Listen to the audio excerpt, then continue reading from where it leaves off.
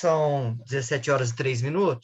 Nós vamos iniciar a nossa reunião. Eu vou fazer a prece inicial, pedir aos amigos que coloquem os microfones no mudo.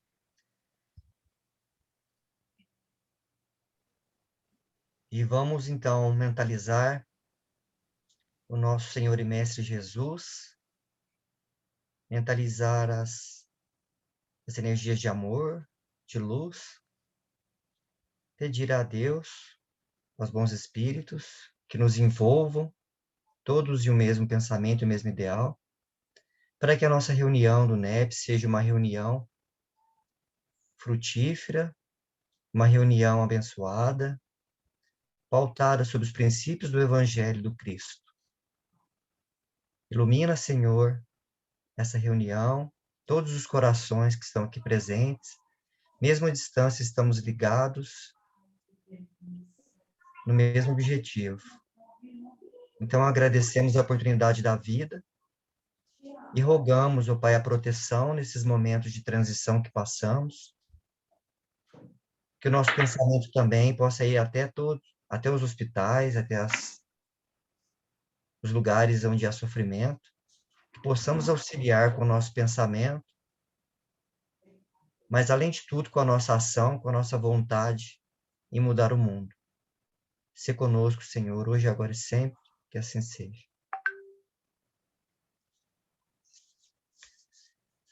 Bom, isso aí. Boa tarde a todos. Então, nós estamos iniciando mais uma reunião do NEP Maria de Nazaré, e nós vamos dar continuidade ao nosso estudo das passagens onde Maria, né, está presente. E hoje nós vamos estudar o capítulo 2º, versículos de 17 a 20. Claro que a gente não vai conseguir estudar todos os versículos, mas a gente vai estudando isso aí conforme o andar da carruagem. Como de praxe, a gente sempre faz um resumo da nossa reunião anterior e contamos com a colaboração dos amigos aí para a gente rememorar o que a gente estudou na reunião anterior. Até para ficar mais fácil a gente pegar aí o fio da meada, né? E dar continuidade no estudo, porque a gente vem nesse estudo estudando os versículos um após o outro. Como eu disse, então, a gente está estudando o capítulo 2º. Na reunião passada, nós estudamos o versículo 15 e o 16.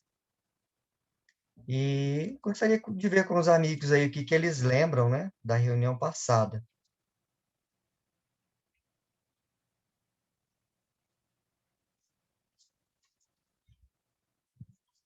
Bom, vou começar, porque eu fiz um resuminho aqui, então. Depois vocês vão pegando aí o gancho, tá? Bom, Ramon falou sobre os significados, né, que as cidades têm quando são mencionadas nas passagens bíblicas, e que cada cidade tem um significado aí, quando a gente pega por base na metáfora, né? E que essas cidades, elas seriam moradas, né, ou estados de espírito. No caso da nossa passagem, como no capítulo 15 dizia que percorramos até Belém, né? Que Belém significa a casa do pão. A Nara fez um complemento, dizendo que essa cidade era produtora de trigo, né? E por isso também que tinha essa característica de ser a casa do pão. Num sentido mais amplo, né? A gente pode colocar esse pão aí como alimento. E que esse pão seriam as leis morais, né? O Ramon disse que numa mesa, essa quantidade de pães seriam as leis morais, que o Espiritismo coloca aí como a principal, né? A principal característica do espírita, não só do espírita, mas de qualquer pessoa que queira chegar na casa do Pai. Belém também foi a cidade onde Davi nasceu, o rei Davi, né? Tão citado na Bíblia, onde está também o túmulo de Raquel, que foi a esposa de Jacó. Também fizemos aí alguns comentários, né, sobre a questão do local de nascimento de Jesus, sobre aquela divergência que alguns estudiosos, né, e pesquisadores dizem que, na verdade, não foi em Belém o nascimento, e sim em Nazaré, o que contradiz um pouco o Evangelho de Lucas, um pouco não, né, totalmente, o Evangelho de Lucas, que diz que Jesus nasceu em Belém. Outros, muitos estudiosos também reforçam essa tese de que o nascimento foi em Belém. E ressaltando que Lucas, ele esteve pessoalmente com Maria, né, em Éfeso, quando Paulo estava preso, e Paulo incumbiu Lucas de colher todos os relatos de Maria. Então, Lucas teve um bom tempo com Maria e, com certeza, isso lhe foi passado pessoalmente. Sobre essa questão aí, vocês querem falar alguma coisa, acrescentar? Essas questões? Alguém leu mais alguma coisa?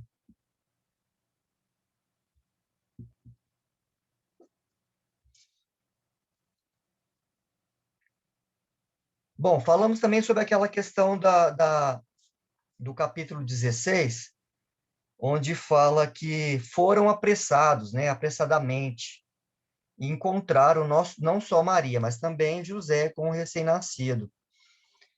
Essa questão do apressadamente aí, foi dito aí que quando alguém está apressado é porque a coisa é importante, né? É um motivo muito, muito importante mesmo. Quando a gente só fica apressado quando a gente tem alguma preocupação, algo que tem uma relevância. Que naquele contexto lá significava correr para Jesus, né? O que seria esse correr para Jesus? Temos que ter pressa para encontrar a salvação, né? Salvação conforme o Espiritismo entende. Pois a gente ainda é muito lento para as coisas do alto, né? A gente conversou muito sobre isso aí. E o caminho de Jesus, ele apressa essa caminhada. Quando a gente está nesse caminho, nós somos impulsionados a um objetivo maior. Quando a gente percebe a importância, né, do amor, de Cristo, de Deus, e a gente corre para esse objetivo. E quando a gente está nessa caminhada, com objetivo superior, vamos falar assim, Deus investe na gente. E aquele que se alinha com o propósito de amor, né? Deus, como consequência, proporciona as ferramentas necessárias para seguir o caminho do bem. A gente pode pegar esse exemplo aí, o apóstolo Paulo, né? A partir do momento que ele se propôs em alinhar a sua vida nos propósitos do Cristo, ele recebeu todas as ferramentas para conseguir o seu objetivo aí. Claro que no caso dele também, né, e no caso de muitos outros, a gente sabe que a prova traz muitos percalços no caminho. Então, quando a gente fala de ferramenta, é essa robusteza, né, essa firmeza de propósito, mas não que a pessoa esteja aí numa vida totalmente tranquila quando se adequa à vontade do Cristo, né? Nós falamos também que esse fato, né, esse apressadamente, nos remete aos trabalhadores da última hora. A Ana fez essa menção aí, eu achei muito interessante, a gente até comentou muito.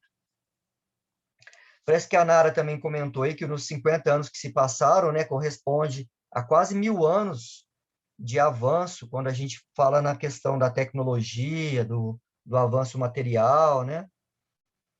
E que nas questões espirituais a gente também teve um avanço, principalmente com relação à doutrina espírita, né, que apareceu no mundo. Mas, em comparação com a evolução tecnológica, nós ainda estamos muito atrás ainda, estamos muito arraigados no nosso passado, e essa linha vertical, né, que é a linha da nossa espiritualidade, ela está muito aquém ainda dessa linha horizontal, que são as coisas do mundo.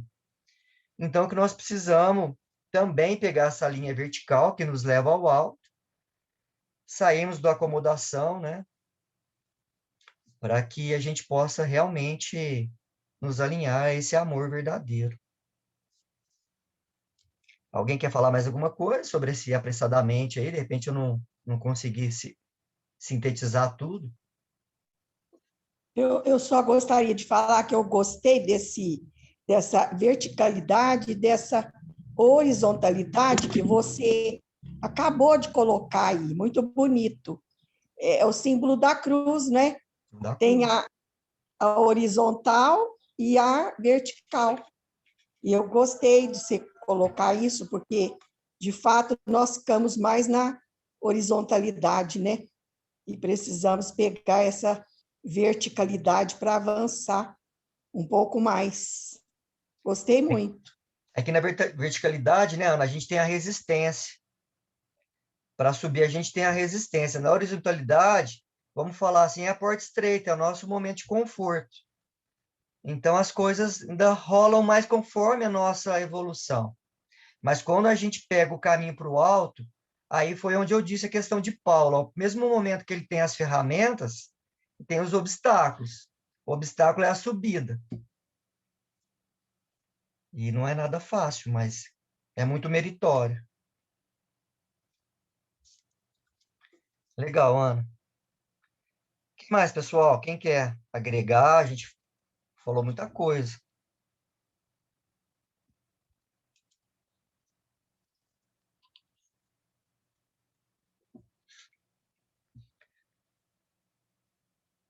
Ramon, você tem alguma coisa a acrescentar? Você fez uma boa participação na reunião? Não, acho que está bem resumido. O Hernani tá joia. Tá bom. Bom, nós acabamos encerramos a reunião passada com uma prece, né, que foi a prece da manjedoura, uma prece muito bonita, né, que é uma lição de vida muito bela, né, que assinala aqui nosso ponto inicial, né, da nossa lição salvadora. Começa, né, na manjedoura, que seria a nossa maioridade espiritual, né, que nós temos que partir do princípio da simplicidade da manjedoura para a gente começar esse caminho que vai realmente nos levar para cima. Só que faltou ainda, parece que o Ramon queria comentar na reunião anterior sobre José, né, o Ramon? A passagem diz que eles foram apressados, né? Finalmente encontraram não só Maria, mas também José e o recém-nascido deitado na manjedoura.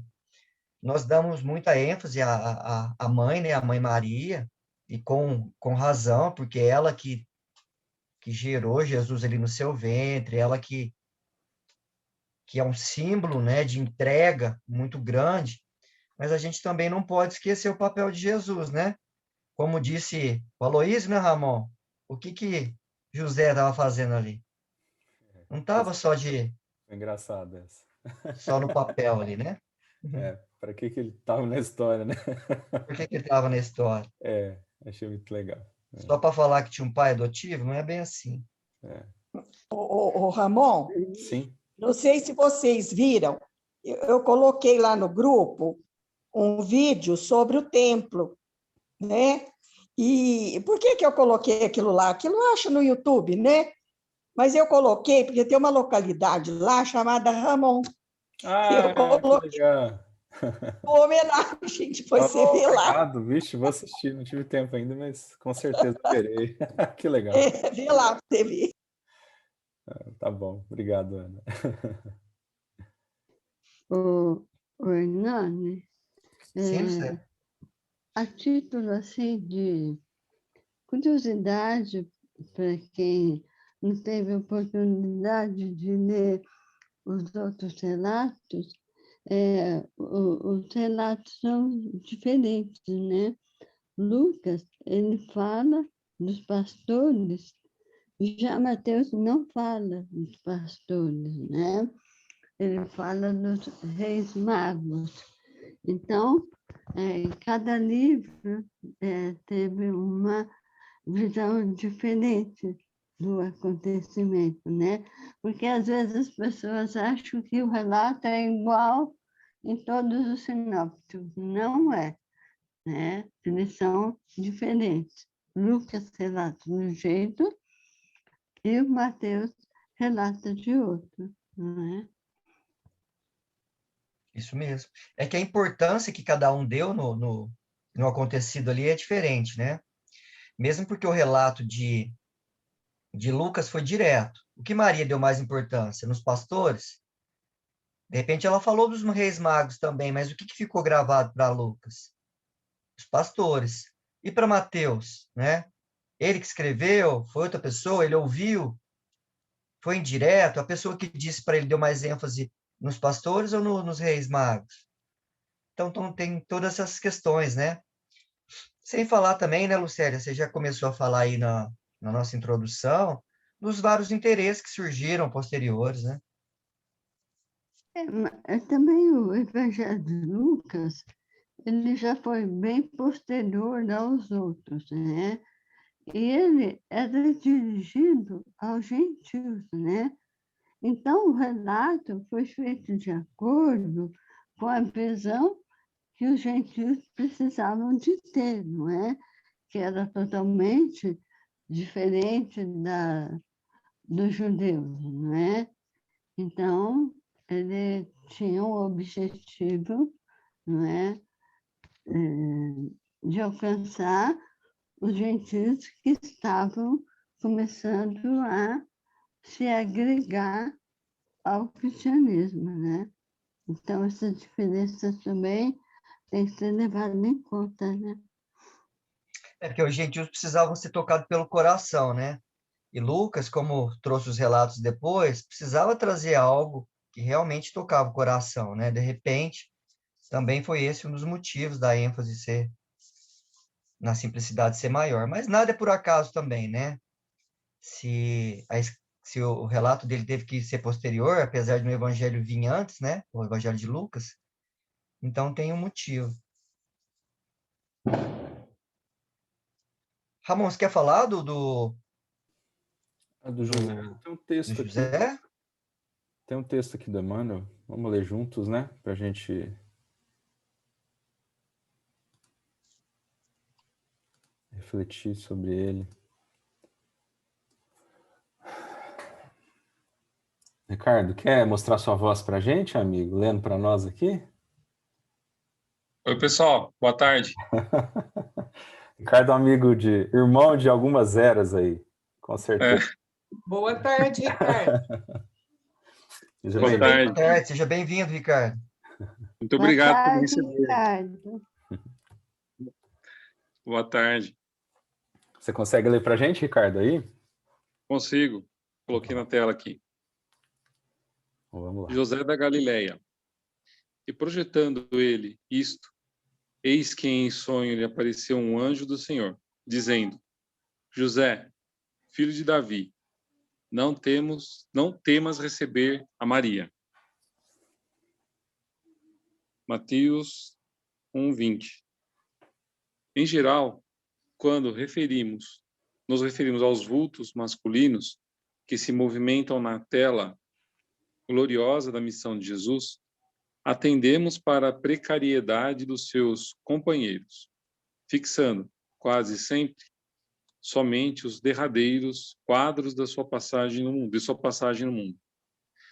É preciso, porém, observar que, a par de benefícios ingratos, de ouvintes indiferentes, de perseguidores cruéis e de discípulos vacilantes, houve um homem integral que atendeu a Jesus, hipotecando-lhe o coração sem mácula e a consciência pura. José da Galileia foi um homem tão profundamente espiritual que seu vulto sublime escapa às análises limitadas de quem não pode prescindir do material humano para um serviço de definições. Já pensaste no cristianismo sem ele?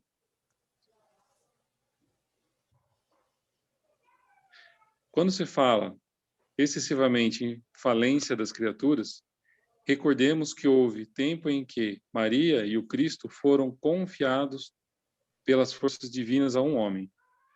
Entretanto, embora honrado pela solicitação de um anjo, nunca se vangloriou de dádiva tão alta. Não obstante, contemplas a sedução que Jesus exercia sobre os doutores. Nunca abandonou a sua carpintaria.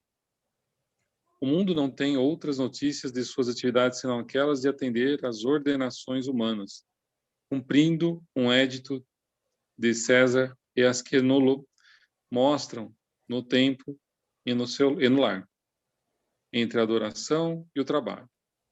Sem qualquer situação de evidência, deu a Jesus tudo quanto podia dar. A ele deve o cristianismo à porta da primeira hora. Mas José passou no mundo dentro do divino silêncio de Jesus, de Deus. Psicografia de Emmanuel, livro Levantar e Seguir.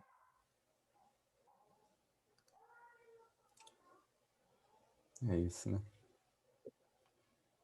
O que a gente pensa, né, desse espírito, né? Quem é pai sabe a influência que tem os pais nos filhos. Claro que a gente está falando de um espírito que, em qualquer condição que nascesse, frutificaria, né? Como está escrito lá na Revista Espírita, os cristos são infalíveis, né? Mas que de cuidados, né? Enquanto criança, né? Quantos perigos. Eu não sei onde foi que eu li também, que no lar de Maria e de José tinha muito afeto, né? Que era um amor assim entre eles muito grande. E me marcou muito ouvir isso, né? Que diferença não faz um lar cheio de afeto, né?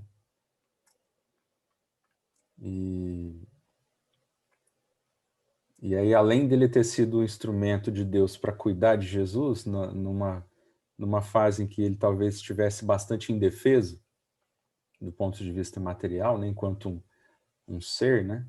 Uma criança, um bebê, também ele deve ter proporcionado um cenário, um entorno assim para que Jesus crescesse um pouco mais de leveza, né? Não sei se seria possível isso, porque ele não merecia nada do que ele viveu de dor aqui nesse planeta, né? Então, pensar que ele criou esse ninho para Jesus, né? Como pai, como marido, fora todas as histórias que a gente tem ali desde quando Maria foi para o recenseamento, né? Conduzir essa viagem. Aí a gente vê pelo Humberto de Campos que Jesus passou a adolescência com ele na carpintaria. Então, o que não foi isso ali, né? Esse período ali de trabalhos diários na simplicidade da carpintaria com Jesus, né? Então, eu quero o pessoal comentar um pouco, né? É uma coisa que a gente reflete pouco, mas que deve ter sido sublime, né?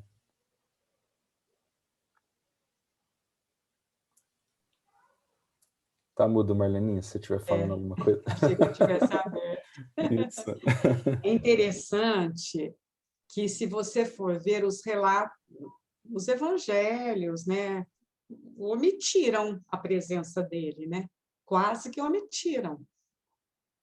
A gente só vai falar assim: Jesus era filho de Maria e José. José era um carpinteiro, ponto. Acabou ficando nisso. Mas depois, hoje, a gente estudando, realmente deve ter tido muita omissão. E eu penso, arrisco falar aqui para vocês, né? É um palpite, todo palpite é palpite, né, gente? Sujeito a descarte. Que talvez tenha sido mesmo para abafar a figura dele e ressaltar a virgindade de Maria, né? Entre aspas aí. No entanto, se nós formos observar, ainda vamos imaginar que tudo isso fosse verídico, que, claro, né, eu não sou adepta dessa ideia, mas aí sim que ele seria mais grandioso. Aí que ele seria mais grandioso, não é? Porque ele permaneceu, né? Se vamos partir do princípio que essa hipótese fosse verídica. Mas é claro que tudo isso que o Ramon falou, eu acho que procede mesmo, né? Um espírito grandioso, e até por ter passado no anonimato. Se a gente for ver, ele passou no anonimato, né?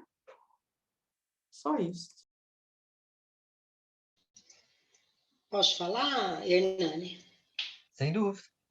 Aqui, nesse livro que eu estou lendo, né, lá de Emaús, ele fala, o historiador fala, que se fosse publicar Virgindade de Maria num povo judeu, assim, que ele teria, porque em Mateus ele fala, né? Conheceu Maria até o dia do parto, não conheceu Maria até o dia do parto, né? Não tinha tido para ela poder ser virgem. Então, isso aí assim não combina nada com a história dos judeus, porque o judeu tinha uma posição muito grande, muito firme, de denunciar a esposa infiel, de denunciar, tudo era assim, qualquer coisa, ele tinha o direito de, como que eles falam, apedrejamento, lançamento em poço da mulher que, vamos dizer assim, fosse publicada com alguma coisa em público, que fosse denunciada em público, é isso que eu ia falar, né? Então, não combina. Agora, o que fala aqui? Que José era um espírito nobre. Era um espírito nobre e pode-se saber da sua... como é que fala? Da sua mediunidade onírica, confirmada por 3 passagens de Mateus, no capítulo 2, no capítulo 19 e no capítulo 22. Eu acho que são aqueles, quando ele manda ele para o Egito e tal, ele via em sonho essas informações. Então, mediunidade onírica. E no outro capítulo, fala que ele tinha um outro casamento, naquele evangelho apócrifo de... Aqui, ó, a história de José, num texto apócrifo, fala que ele teve 4 meninos e 2 meninas, de um casamento anterior. E existem algumas provas, assim, provas não, citações, quando Paulo fala dos irmãos de Jesus, né, de outros filhos e tudo, né? Mas Jesus foi consagrado primogênito. Então, também, é o que a Lucélia estava falando aí, são coisas que às vezes não batem. Mas eu quis citar aqui, porque a gente está falando de José, né? E fala que ele era realmente um espírito nobre e um espírito, assim, que, vamos dizer, cumpriu a sua função, né? Está em qual capítulo, Nara, desse livro? Fazendo um favor. Está fechado o microfone. Está fechado o seu microfone, Nara. Não, eu tenho esse livro. Eu quero saber o capítulo, mas seu microfone está fechado. Perdão, estou mostrando e falando. É 7 e 8. É que eu tinha fechado. 7 e 8. Obrigada, eu estou lendo, fazendo umas anotações desse livro. Ele é bem uma pesquisa muito boa. Eu também estou dando uma... Falou, obrigada. Nara, no dia Posso 27 de falar? abril de 2020, nós convidamos o Aloysio Elias, lá de Uberaba, para fazer uma palestra para nós aqui do NEP. Eu até coloquei no nosso grupo o link. Depois, quem não viu, quiser dar uma olhada, porque o Aloysio entra muito nessa questão aí da virgindade de Maria, de José. Foi uma palestra muito legal, eu gostei muito, muito rica. Então, tá Eu aí vou no grupo, quem quiser assistir. rever. Eu tô atrasada aqui nos estudos de vocês, né? Porque eu não era do grupo. Não, Então, imagina. tá. É só Tá bom. para ratificar, porque é Bom. muito interessante. Eu vou ver. Ó, a minha mãozinha está aí, ó, Opa, levantada. vamos lá. Ó, o texto José da Galileia evidencia bem a humildade de José. E aquele veio, né?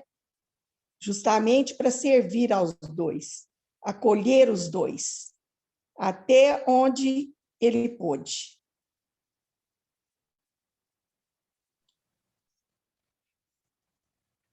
Ele foi um pilar mesmo, viu?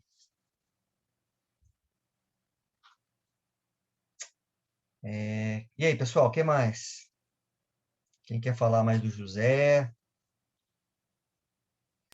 Seria muita ingenuidade nós, por exemplo, que conhecemos a doutrina espírita, todos esses princípios, a gente tem que ter certeza mesmo que Jesus, ele teria ter tido esse berço aí, né?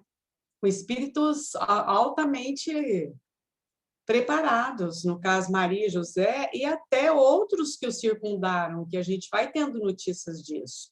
Não porque ele precisasse, mas é para sedimentar mesmo e criar aquela atmosfera, facilitando assim, né?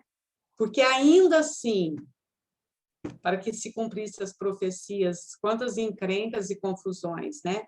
Mas tinha que ter essa, vamos dizer, esse respaldo espiritual grandioso, né? Então não ia ser qualquer um mesmo, não, né? Até Marlene, uma coisa está me ocorrendo aqui. No mínimo para tirar uma confusão da cabeça dele. Porque se ele tivesse tido uma mãe e um pai levianos, imagina quando difícil não teria ainda sido mais difícil ainda, né? Vamos falar. Né? Que se deslumbrassem e quisessem fazer das capacidades de Jesus algo mundano, né? Então, você vê, Maria, que era Maria, tentou levar ele para o templo antes da hora, né? Não é verdade? Né? Que ele falou para ela, né? Caso não sabes como é que ele falou as palavras? Não lembro certinho, né? Que seria mais ou menos, você não sabe aqui ouvir, né? Você não está entendendo, né? Então, desculpa, Nara, pode falar aí. Eu li, ouvi, acho que de um palestrante, que era Maria, foi procurada, sim, escolhida, por ser o espírito mais bondoso que havia sobre a terra.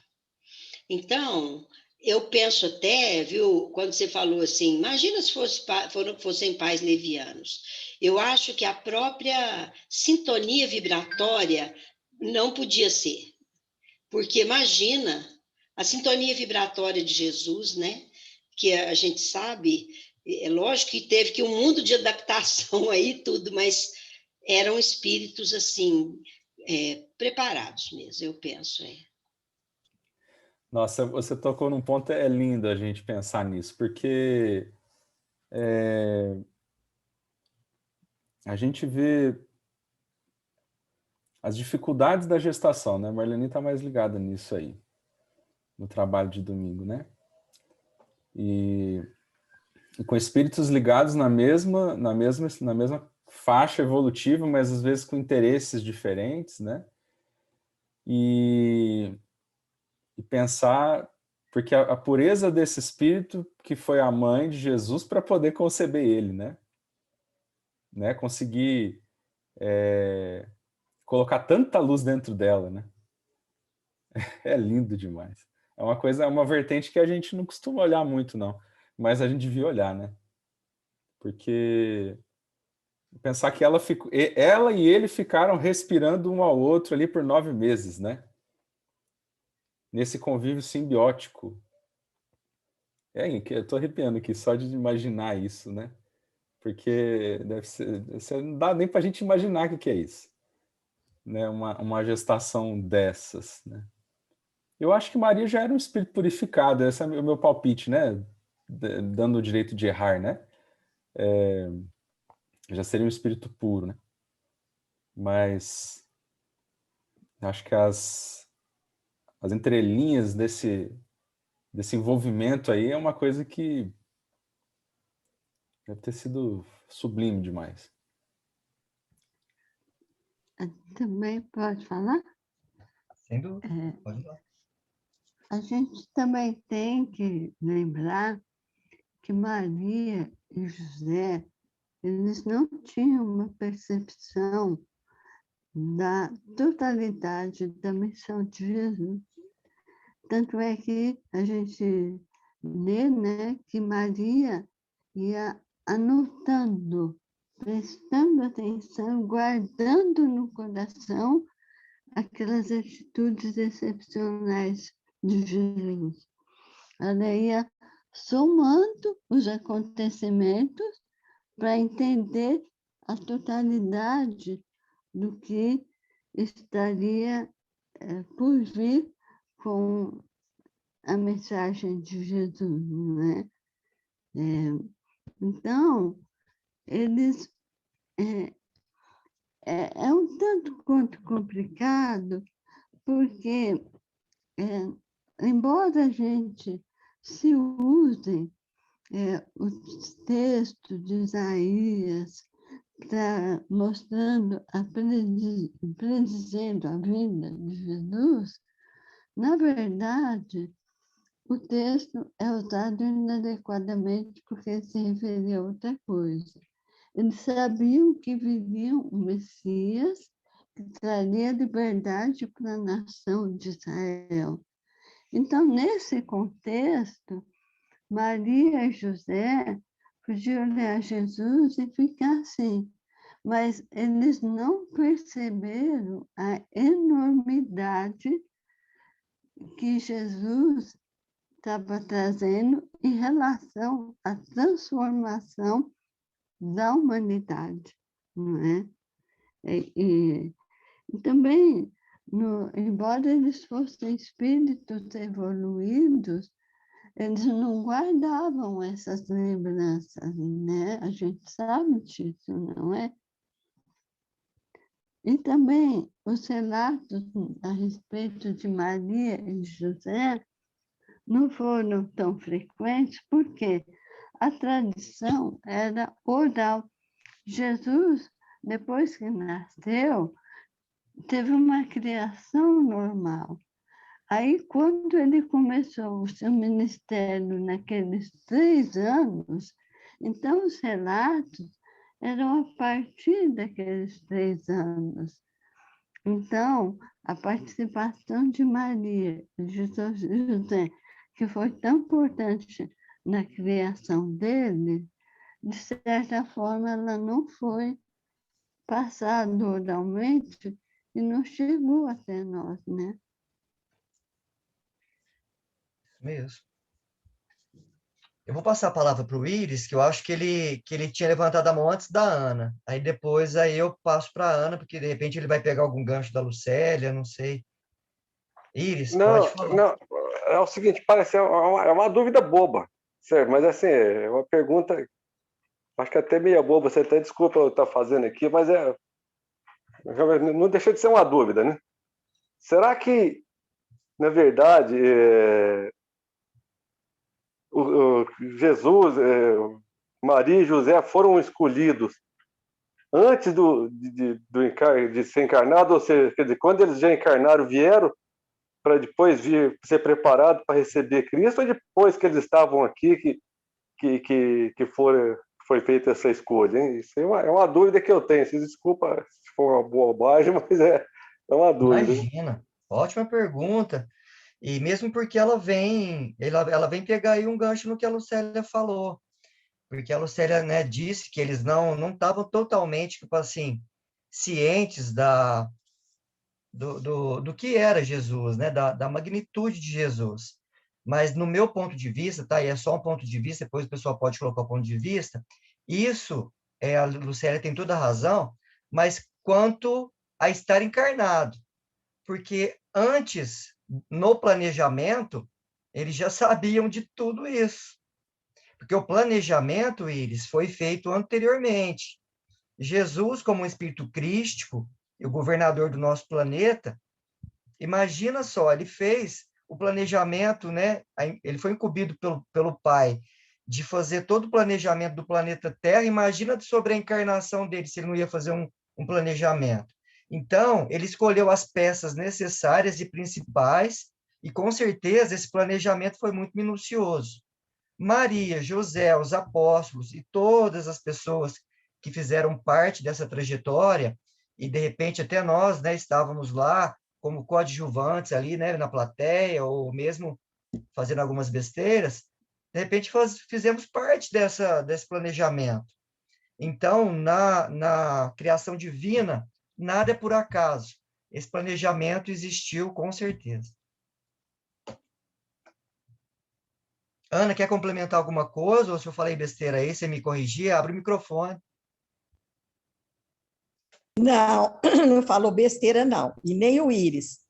Porque eu ia perguntar, e eu não vou, né, fazer a colocação que o Íris fez. Só que a gente sabe que existe todo um projeto reencarnatório. Agora, imagine um projeto reencarnatório da imensidade desses espíritos de escola. É lógico que eles sabiam a que viriam antes, né? Porque foi um projeto todo muitíssimo bem elaborado. Não que os outros não sejam, mas imaginem espíritos desse gabarito, não é mesmo? Para reencarnar aqui o governador do planeta Terra. Então, eles sabiam, sim. Eu estou com o Hernani, quando ele diz que eles tinham consciência, sim. Por que não? Só porque eram espíritos muito evoluídos. Se eu penso, né? Só que eles não falavam, não deixavam, assim, transparecer através da fala, mas através das emoções, né? Dos sentimentos de José e de Maria em relação a Jesus. Eu acho que eles bem que sabiam, sim. Posso dar um adendo aí, Hernani? Ótimo. Primeira coisa, né? O Ramon, a gente faz aí o nosso trabalho das gestantes, existem vários tipos de encarnação, né? Até naquela reencarnação que a gente chama de um relacionamento fortuito, quer dizer, não estava programado aquilo naquele momento, depois a espiritualidade intervém, porque senão a gente não acredita como diz o outro, no mecanismo divino. Agora, imagina uma reencarnação missionária. Eu ouso falar que de Jesus não é nem missionária, né? A gente não tem nem palavras para definir, porque é o governador. Então, é evidente que houve todo um preparo. O que acontece é que há o esquecimento. Para Jesus não havia, não, gente. Mas para os pais, sim. Então, daí, às vezes, algumas colocações. Mas Humberto de Campos tem um texto muito lindo que a Isabel vai visitar, aliás, a Maria vai visitar a Isabel. As crianças já haviam nascido, elas já eram maiores um pouco, talvez por volta de 5, 6 anos, não sei, e elas vão brincar. E aí, olha o diálogo de Isabel e Maria. Gente, mas é muito interessante, eu pego meu filho falando certas coisas, eu também. Então, as mães já tinham observado que eram filhos, entre aspas, aí, prodígios, né? Elas observavam, sim, mas tinham o véu do esquecimento, claro, né? E é isso, mas não tem dúvida, viu? Foi uma reencarnação, aliás, uma encarnação, né? Uma encarnação do nosso governador, né? Fala, Nara, pode falar. Eu concordo com tudo isso que vocês falaram e realmente, até assim, conforme o comentário da Lucélia, houve um esquecimento, mas eles tinham a intuição das coisas. No livro da Amélia Rodrigues, da Luz do Mundo, eu estou lendo esses livros também. Ela fala muito dessas passagens. Quando conta, tem uma lá que fala que o Pedro, né, do Pedro, que ele chega para Jesus para fazer um questionamento. Então, quando Jesus vai dando as respostas, e ele, assim, aflora nele. E aí ela cita de uma forma até bonita, tudo assim, o que ele realmente estava, tudo que estava se concretizando na cabeça dele, de coisas já preparadas.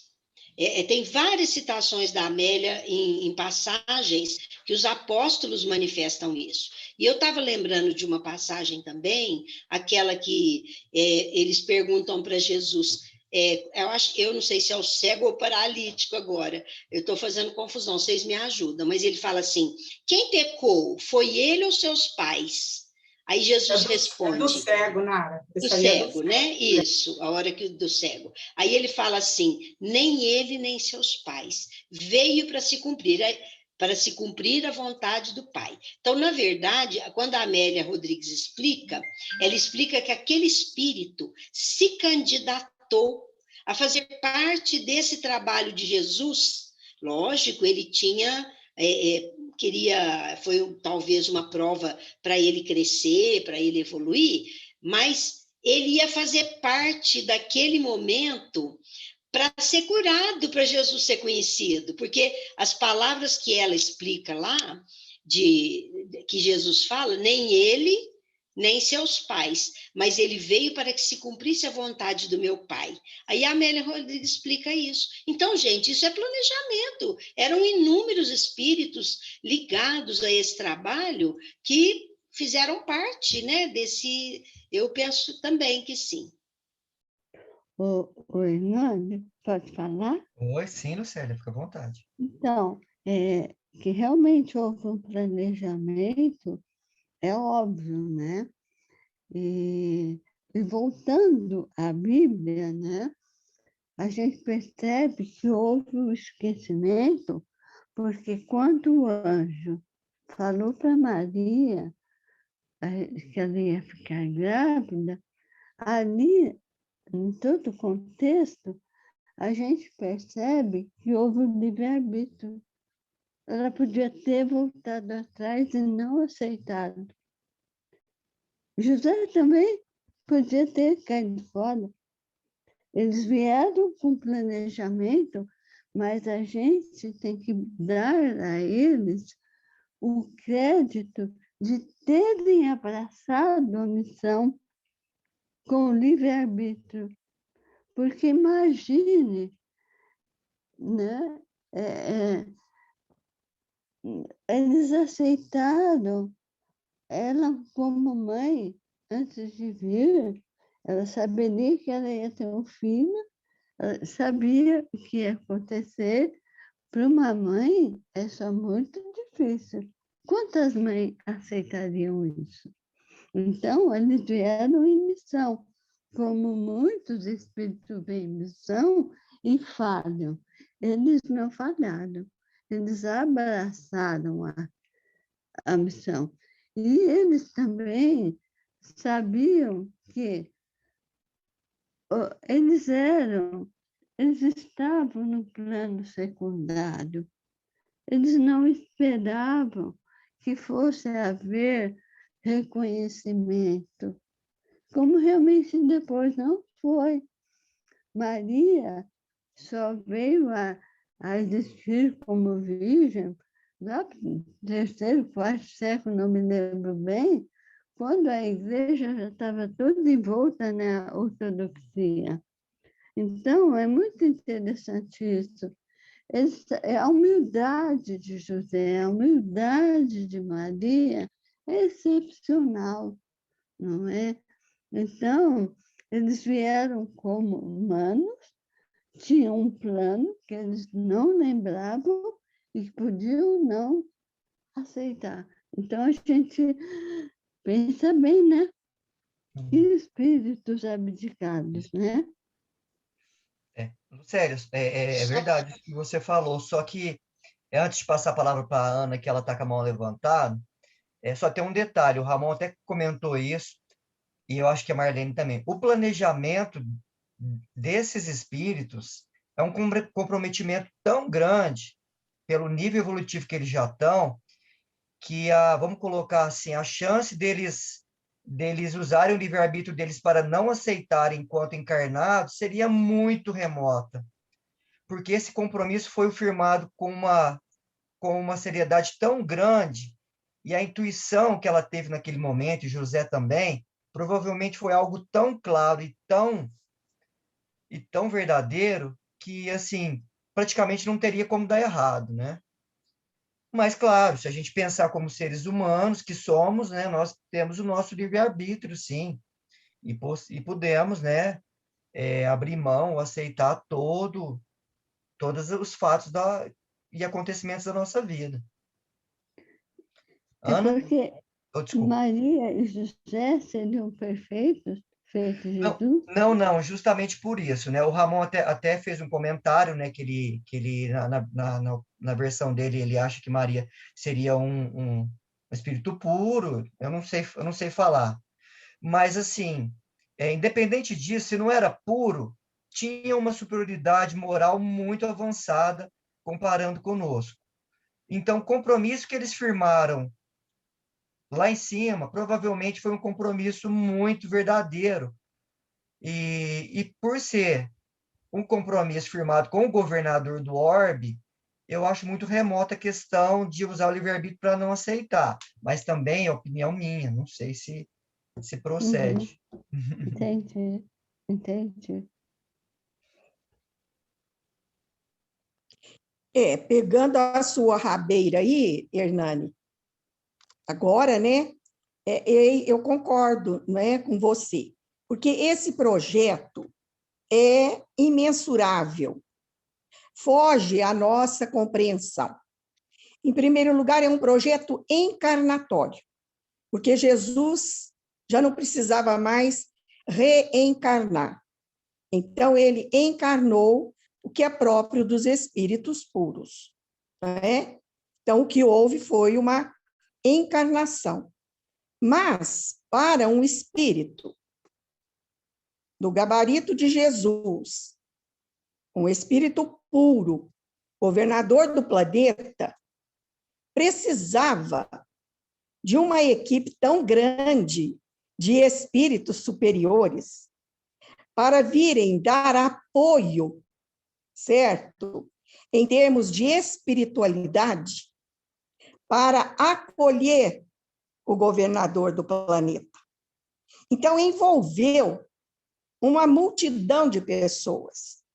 Envolveu os apóstolos, envolveu aqueles companheiros, aqueles amigos de Jesus, envolveu até os próprios essênios, certo? Então, é um projeto, assim, que foge à nossa rasa e superficial compreensão. Mexeu até com o Império Romano. Posso falar? Só duas citações. Uma aí da Ana, que até o imperador, né? Diz que o imperador da época, ele era magnânimo, Augusto. Ele era, assim, ele promoveu, quem fala isso é o irmão X, né? Ele promoveu toda uma era de paz, ele não era afeito a guerras, etc. E naquela citação da Lucélia, que eu estou com o livro, não é que eu guardo não, viu, que eu sou ruim de cabeça. Aqui fala, Maria foi considerada santíssima, a Santíssima, no século 431, no ano 431 depois de Cristo, num concílio em Éfeso, num dos concílios em Éfeso. 431, quer dizer que aquilo que ela falou é verdade, ela só foi considerada depois pela igreja, né, no caso. Isso mesmo. Pessoal, por coincidência, essa semana eu assisti um filme no Netflix, que chama O Jovem Messias. É um filme de 1h30. É um filme cheio de licença poética, né? Que tem lá a presença do diabo, né? Todo bonitão. Mas, assim, é interessante que nesse filme o José tem uma presença muito forte. Ele é, assim, uma presença a todo momento com o filho ali. E, às vezes, Maria até cobra dele no momento que ele está sendo muito duro, vamos falar assim. É um filme que não assistam ele dublado, tá? Assistam ele legendado, porque é muito mais rico. É muito, muito interessante, eu gostei. Vale a pena para a gente ver esse lado aí do José pai. Eu vi esse filme há algum tempo, também gostei muito, apesar da licença, né, poética daquele demônio que desde criança, né, tentava Jesus e atrapalhava a vidinha dele no máximo que podia. E é muito interessante mesmo aquele filme. Eu já vi e também recomendo para vocês. Muito, muito interessante. Verdade. Bom, amigos, alguém quer fazer mais algum comentário sobre essa questão? Senão a gente já vai pular para o próximo versículo, né? Para o versículo 17. E aí, Ramon? Tem como colocar na tela? Não sei se você consegue compartilhar esse versículo com a gente na tela. Tem sim. Um minutinho que eu vou pôr.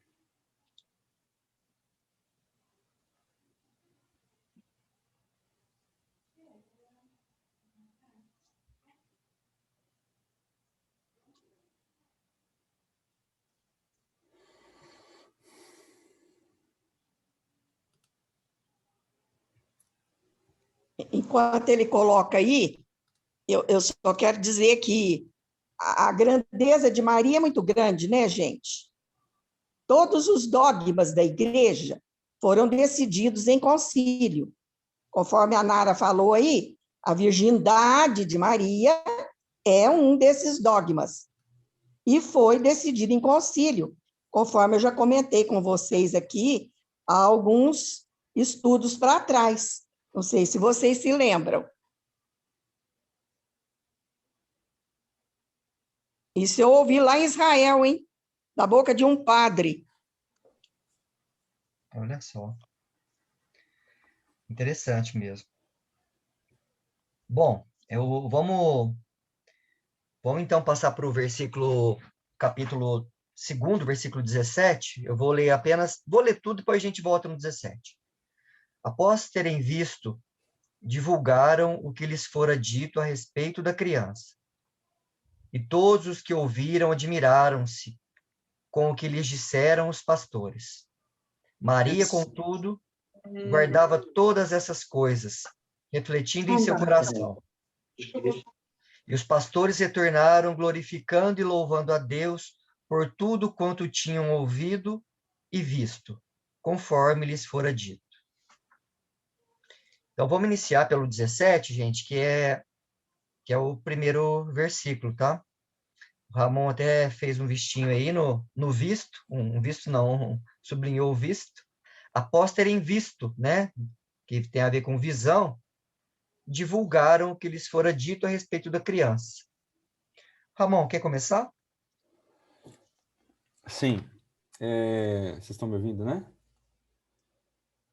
Eu peguei aqui no dicionário bíblico a linha divisória, que assim, eu enxerguei esse visto aqui mais como a nossa capacidade de ver as lições do Cristo, de colocar essas lições nas nossas vidas. A gente conversou na reunião passada que Maria e José já teriam atingido essa visão, já teriam alcançado essa sublimação interior, ao ponto de conseguir dar a vida ao Cristo, de trazer ele à vida, conforme a gente falou anteriormente. Significa que mesmo de outras esferas eles já traziam essas virtudes espirituais, as características de superioridade espiritual já traziam dentro deles. Por isso que eles foram capazes de, primeiro de todo mundo, até quem trouxe essa ideia foi o Vitor, né, do nosso grupo aqui, de gestar o Cristo dentro deles, dentro da casa deles, né? E aí, se a gente pensar aqui, por exemplo, que os pastores foram lá e eles viram, né, que a gente discutiu também sobre por que os pastores, né? Por que o anjo foi lá e chamou os pastores? Podia ter chamado qualquer um, ou uma multidão de pessoas. E ele preferiu os pastores para passar aquela simbologia da simplicidade de coração que é necessária para ver o Cristo, né? Para mostrar também que ele veio para todos, não veio para os grandes, entre aspas, da sociedade. Mas também porque eles estavam preparados para ver, né? Então, e aí foi a partir daí dessa visão moral que esses pastores simples possam ter visto, foi que eu trouxe as coisas aqui, tá? Que eu vou mostrar. Então, no dicionário bíblico, né, a linha divisória entre visão e o sonho, o êxtase, é difícil de ser traçada. Então, a gente já discutiu isso várias vezes, né? Será que foi sonho? Será que foi uma vidência que esse pessoal teve? Será que o espírito se materializou, né? Seguindo os nossos conhecimentos espíritas? Pode ser que foi tudo isso, né? E no hebraico, razão, né, que vem de uma raiz empregada para descrever a contemplação de uma visão por um vidente, quando mesmo estava em estado de êxtase, né? Conforme está aqui em Isaías e Ezequiel, está aqui a citação.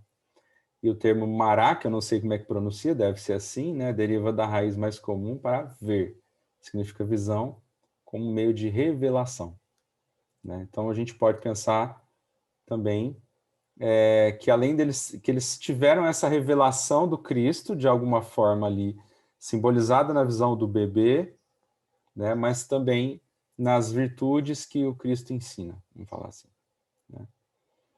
E aí a gente vem algumas partes do Emmanuel falando sobre isso, né? Sobre essa questão da gente ter os olhos de ver, né? Por exemplo, lá em Mateus, capítulo 7, versículo 3, a gente tem a famosa passagem, né? Por que reparas o argueiro no olho do teu irmão, né? Não vê a trave no vosso, né? E aí um dos comentários do Emmanuel vem, né? A pergunta do mestre ainda agora é clara e oportuna. Muitas vezes o homem que traz o argueiro num dos olhos traz igualmente consigo os pés sangrando, né? Interessante, isso aqui é muito forte, né? Depois de laboriosa jornada na virtude, ele revela as mãos calejadas no trabalho e tem o coração ferido por 1000 golpes da ignorância e da inexperiência. Então eu achei muito forte isso daqui, porque, e isso eu falo por mim mesmo, a gente se coloca em juízes, julgadores, e a gente só vê o lado que a pessoa está errando, mas não vê o ferimento que ela está causando a si mesma. E se a gente enxergasse, se a gente tivesse esses olhos para ver isso, a gente ia ter muita compaixão, né? Ao invés de sentir o ódio, ou a repulsa, ou a intolerância, né? Que está nos causando aquela detecção, né? Então, como nós temos esses olhos obnubilados pelo orgulho, pela vaidade, a gente não enxerga o que está sangrando nos pés dessa pessoa, né? E ainda mais o que ainda vai sangrar muito mais, possivelmente, né?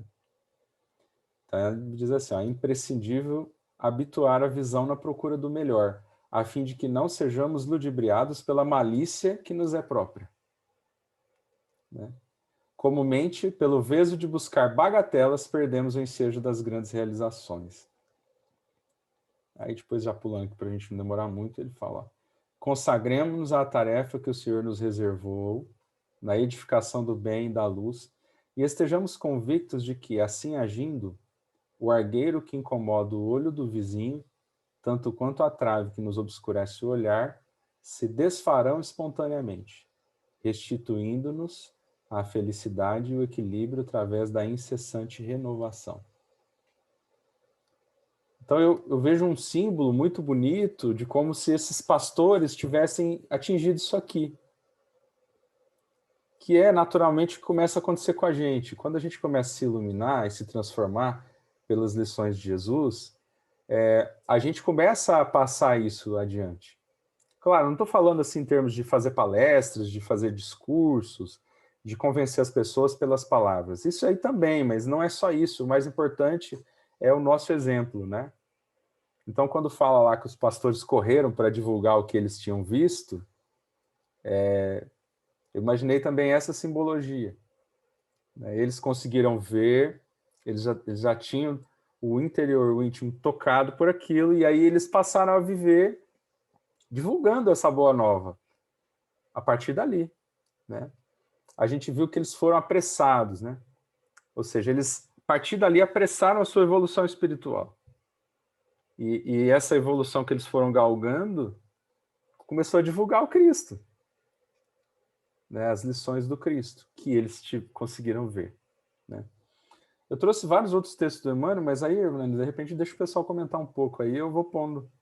Conforme o grilinho for aparecendo, aí eu vou pondo o texto aqui. Beleza? Tá bom, interessante que essa questão da visão, ela é muito usada pelo próprio Cristo, né? E ele fala da questão de abrir os olhos, né? E a gente pode pegar isso como uma cegueira espiritual, né? Quando a gente vê essa questão deles falando que vendo, né, divulgaram a palavra, ou seja, eles tinham os olhos abertos para isso. E se a gente for trazer isso para o nosso contexto atual, né, quantas dores existem, né, individuais e coletivas na humanidade por essa questão da cegueira espiritual, né? Se a gente for ver de uma forma até meio que geral, a, a nossa humanidade tá cega, né? A gente vê os líderes espirituais aí que às vezes caindo em erros, né? Porque estão, às vezes, cegos em alguns aspectos, né? Então, a gente percebe que os pastores, eles estavam despertos para aquele momento, né? Eles estavam de olhos abertos.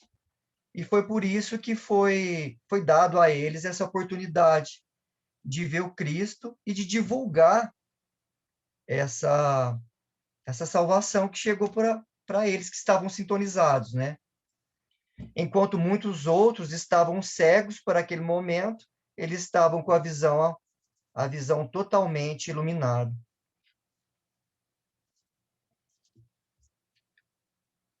Mas aí vamos ver o que os amigos dizem sobre isso aí também. Mas só para concordar e reafirmar o que você disse, eles acreditavam e estavam esperando, de fato, a vinda do Messias, não é? Eles já acreditavam nisso, já tinham essa fé de que o Messias viria e que estava chegada a hora, que havia chegado a hora da sua vinda, não é? O terreno já estava totalmente preparado, né?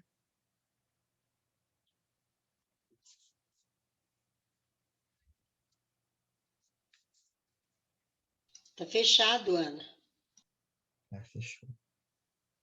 Não, eu fechei, mas eu fiz assim, ó. É isso aí. E aí, pessoal, o que vocês acham disso aí? Ô, Hernani, eu levantei a mão. Prendi. Ah, desculpa, eu não vi, viu? Não, eu Tô prendi. cego, viu, Lucélia? Eu tô cego para Ah, isso. mas eu tô cega, tô gaga, não esquenta não, viu? A situação, a gente tem que lembrar o seguinte, dentro daquele contexto, eles não, eles esperavam o Messias, que iam livrá-los do jugo dos romanos, não é? E o que você comentou sobre as pessoas não enxergarem, não verem realmente as coisas como elas são. Você citou os pastores. Por quê? Porque normalmente eles interpretam a Bíblia teologicamente ou devotamente. E isso não proporciona uma fé sólida. É uma fé baseada na fé, não é fé construída. Então, não há realmente transformação. O exemplo, até uma coisa interessante, os pastores formados nos Estados Unidos, até mesmo na Europa, eles passam pela universidade e eles têm um conhecimento histórico, crítico da Bíblia fantástico. Só que, quando eles vão para ensinar, eles não ensinam isso, eles ensinam interpretações teológicas, que varia de um para outro. Isso não dá uma fé, né, rígida, transformadora, não é? Esses pastores, eles deram o primeiro passo porque vislumbraram o Messias libertador.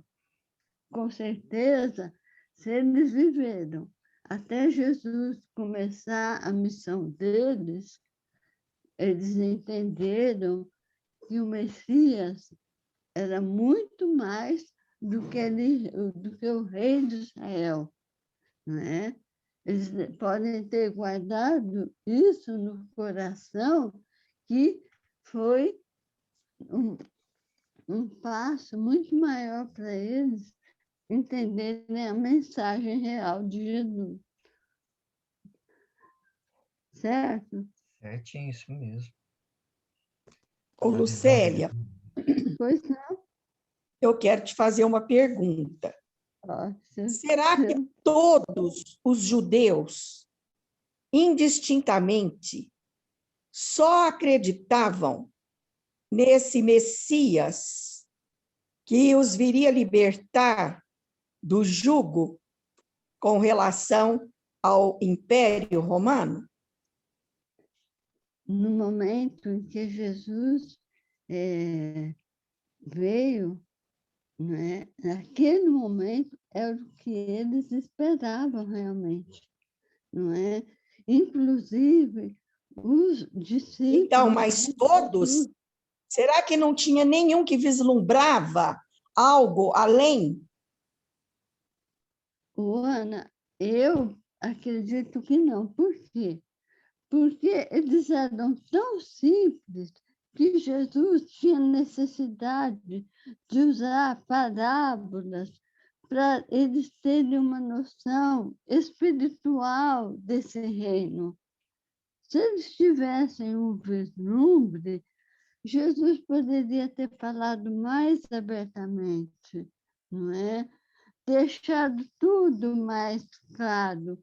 Mas a gente sabe, conforme Kardec já comentou, que a noção que eles tiveram ali era limitada, porque a evolução deles naquele momento também era limitada.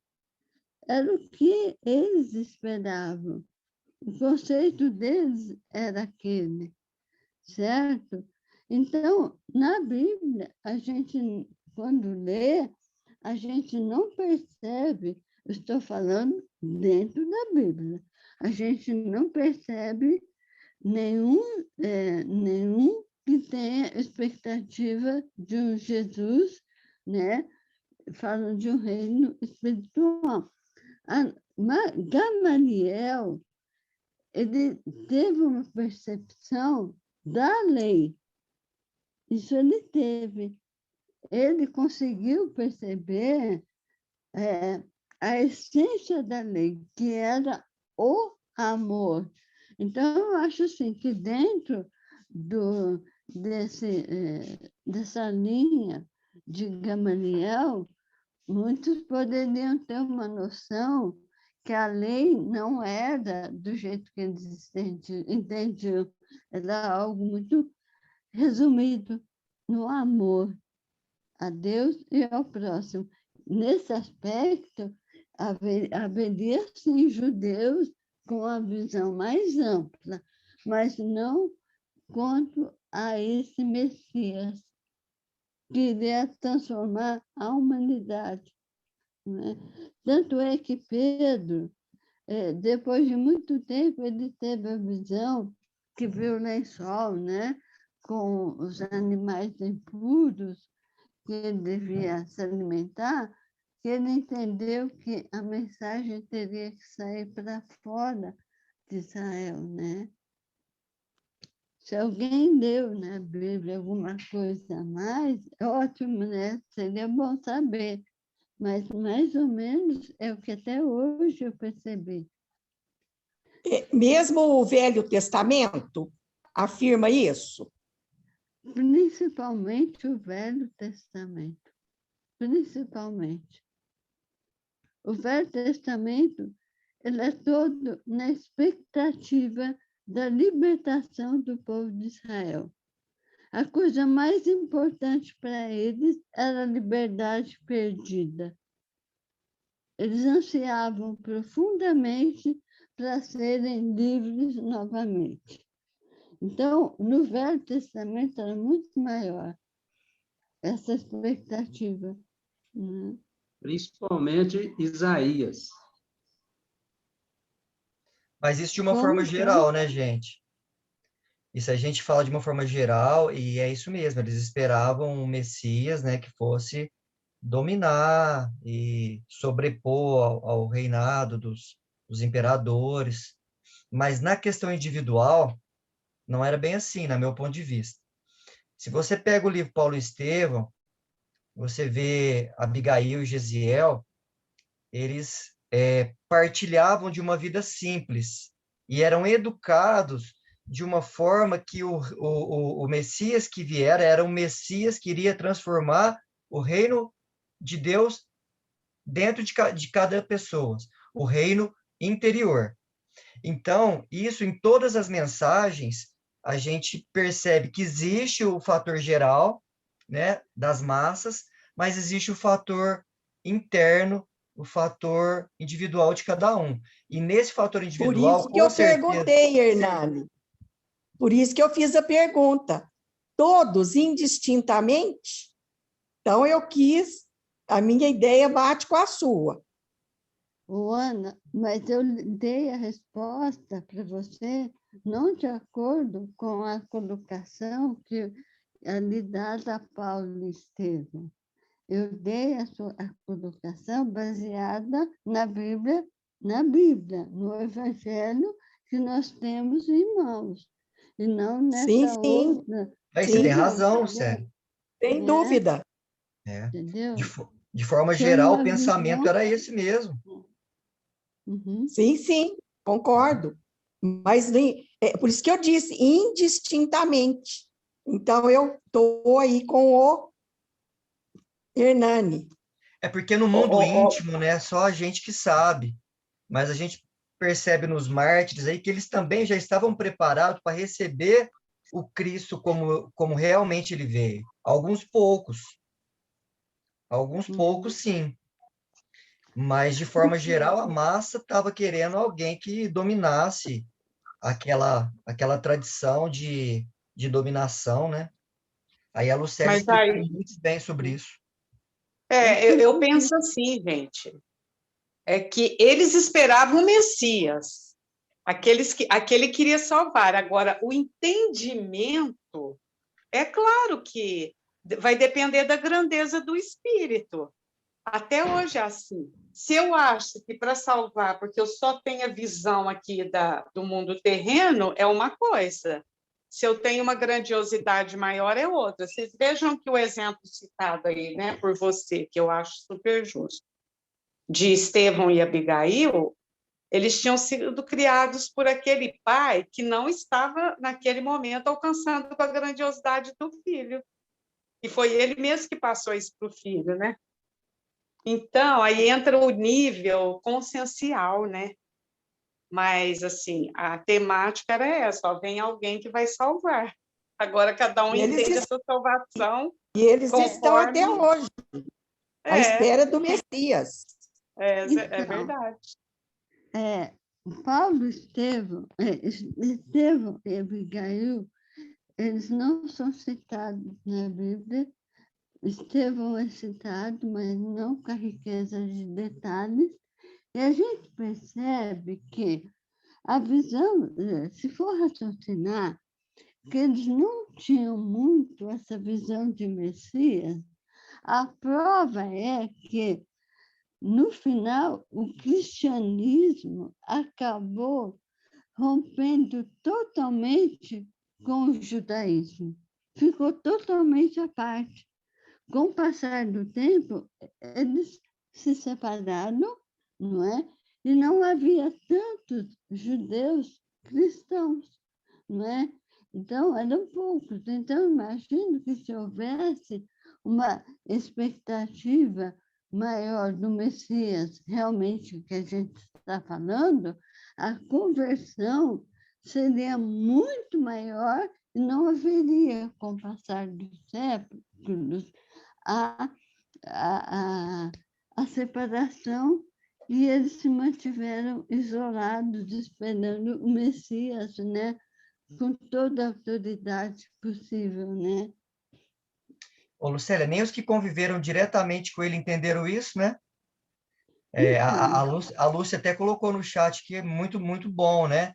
Que até os discípulos nutriam essa expectativa que você falou aí, né? De um Messias que viesse para substituir, né? Que passaria por cima, vamos falar assim, dos inimigos, né? Mas aí a gente viu, né? O Ramon colocou bem nas reuniões que ele falou sobre Judas lá. Judas, além de entender errado, levou muito acima, né? Disso tudo. E nós viemos a entender isso um pouco melhor após a crucificação, né? Olha para você ver o tanto que a gente é cabeça dura, né? E aí a gente chega naquela cegueira espiritual que nós estamos falando. Mas a gente está falando de cegueira espiritual, porque tem muitos cegos que enxergam muito mais do que nós que enxergamos a matéria, né? Tem essa sensibilidade de entender o chamado do bem, o chamado do Cristo. E nós, muitos de nós, cegos espiritualmente, né? Vamos falar isso. E eu acho que nesse momento eu posso falar uma coisa para o grupo, que são pessoas espíritas, inteligentes, estudiosas, informadas. Se a gente lê o Evangelho, e se a gente pegar até o início do cristianismo, a gente vai perceber que, apesar de todas as explicações de Jesus, eles achavam que o reino era iminente e ia acontecer naquela geração. Até o apóstolo Paulo, ele acreditava que a iminência do reino aconteceria na geração dele. Equivocadamente, foi o que eles acreditaram até que a coisa começou a mudar. A prova que eles acreditavam que a coisa era tão iminente que eles vendiam os bens e viviam em comunidade. Se vocês lerem a Bíblia, todos os evangelhos, as cartas, né? Se vocês forem ler, procurar qualquer historiador, vocês vão ver a veracidade do que eu estou falando. Outra prova do que eu estou falando é que, hoje em dia ainda, existem muitas religiões derivadas do protestantismo que acreditam ainda nessa segunda presença de Cristo e nessa vinda do reino de Deus na Terra. Então, para a gente ver o tamanho da limitação deles naquela época, né? Que depois foi, aos poucos, aumentando com a patrística, depois Santo Agostinho de Hipona, foi dando mais forma, né, aquelas palavras de Jesus. Percebe isso? Sim, Lucélia. Tanto é verdade que eles estão esperando o Messias até hoje. O calendário deles não é a partir de antes de Cristo, depois de Cristo. O calendário deles já está bem adiante, 5.600 e lá vai bolinha, né? Então, é verdade tudo isso, né? Que você disse, sim. Não estou contestando isso, não.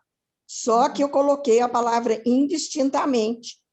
Por isso que eu concordei também com o Hernani, né? Porque nem todos, e também nem todos os discípulos pensavam diferente também. Nem todos. Judas era o principal, né?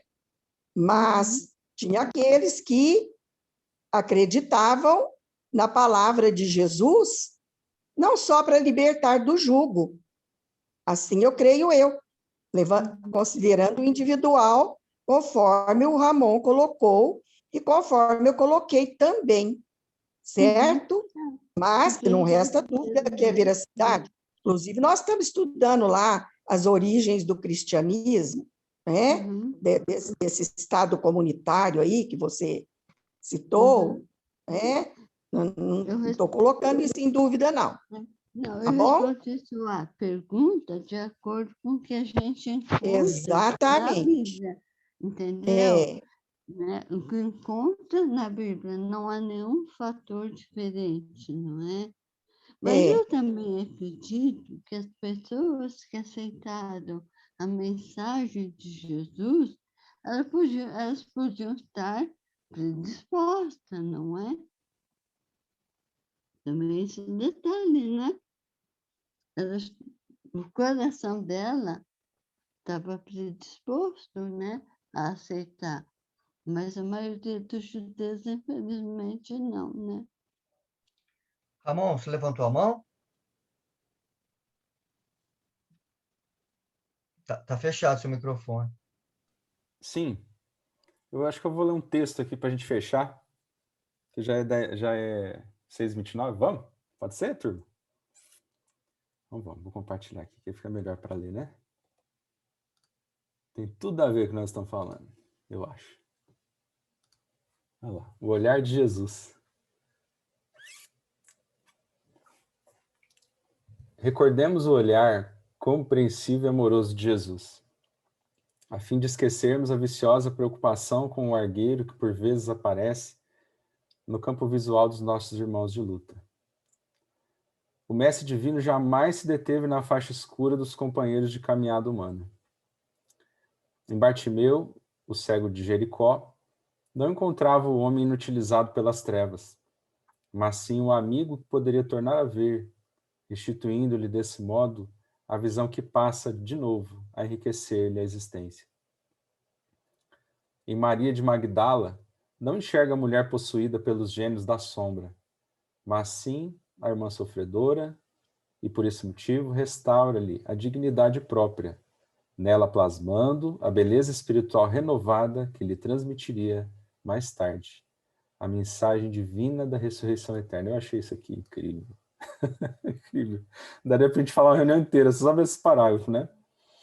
Em Zaqueu, não identifica o expoente da usura ou da apropriação indébita, e sim o missionário do progresso, enganado pelos desvarios da posse, e por essa razão devolve-lhe o trabalho e o raciocínio à administração sábia e justa. Em Pedro, no dia da negação, não repara o cooperador enfraquecido, mas sim um aprendiz invigilante, a exigir-lhe compreensão e carinho, e por isso transforma-o com o tempo no baluarte seguro do Evangelho, nascente, operoso e fiel, até o martírio e a crucificação.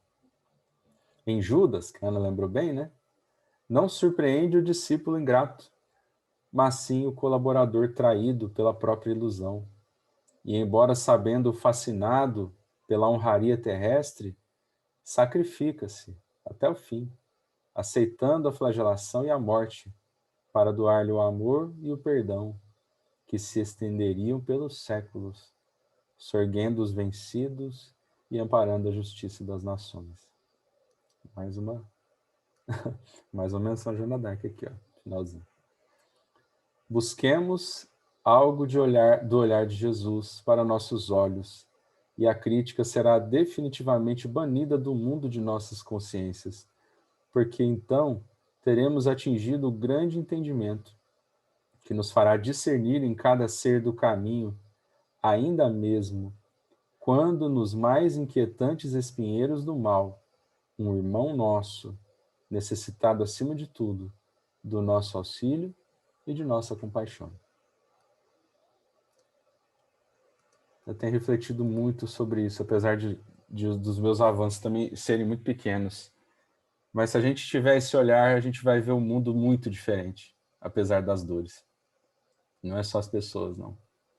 A gente vai ver tudo com muito mais leveza, com muito mais coragem, e a gente vai ver o amor de Deus, o amor de Jesus, se espraiando a todo instante por tudo. Realmente, amor, você tem um lindo texto. Em vez de julgar, não é? Amar. Porque Jesus aí falou que a gente não tem o direito de julgar, não é? Em vez de julgar o outro, a gente tem que olhar para dentro e ver o que nós estamos fazendo, não é? E amar o outro, muito bonito. Amar em vez de julgar, né? Pessoal, que bom que está o nosso estudo, mas infelizmente a hora passa muito depressa. Ramon, você poderia fazer a prece final, por favor? Sim.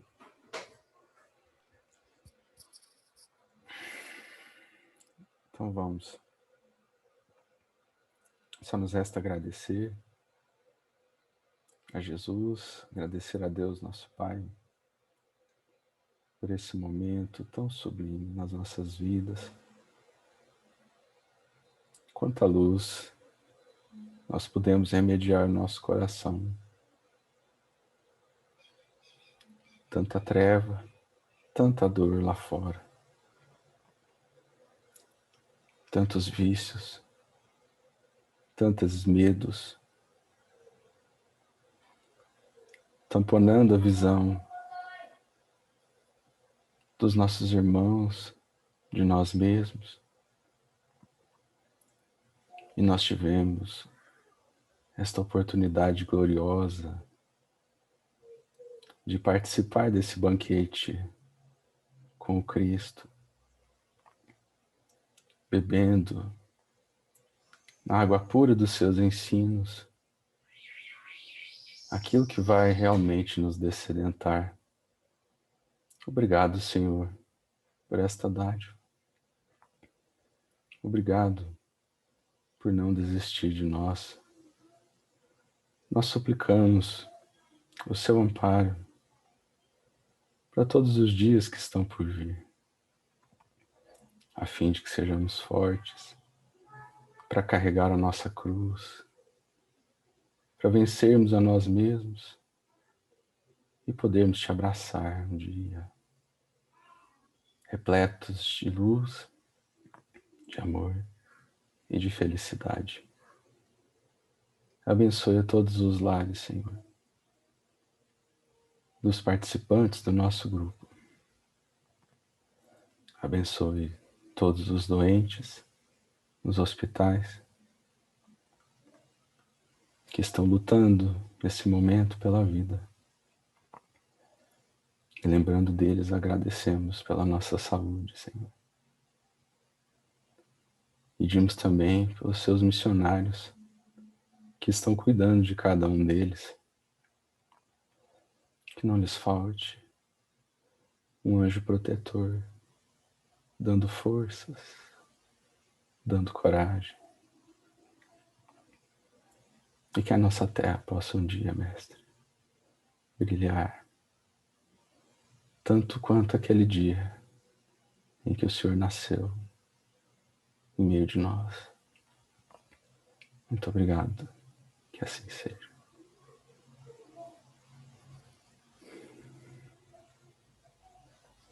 Assim seja. Amigos,